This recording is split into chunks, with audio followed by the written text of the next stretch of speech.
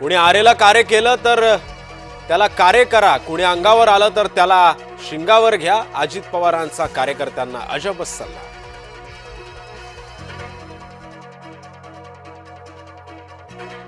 आमदार रोहित पवारांकडून मेघना बोर्डीकरांचा video tweet. बोर्डीकरांची ग्रामसेवकाला कानाखाली मारण्याची धमकी. तर काही अधिकाऱ्यांना हीच भाषा समजते. बोर्डीकरांकडून समर्थन. मनसैनिकांकडून पनवेलमधील डान्स बारची तोडफोड. नाईट रायडर्स बार मनसे कार्यकर्त्यांनी फोडला. मनसेच्या 15 ते 20 कार्यकर्त्यांवर गुन्हा दाखल.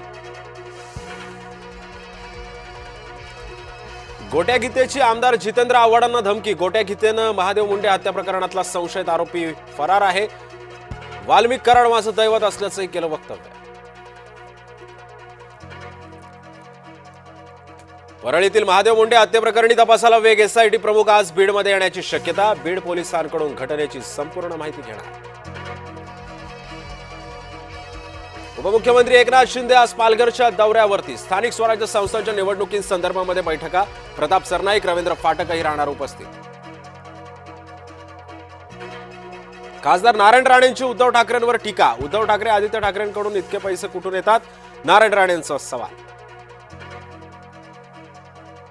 माझ्या स्वागतासाठी जिल्हाधिकाऱ्यांनी येऊ नये. महसूल मंत्री चंद्रशेखर बावनकुळेंचे आदेश.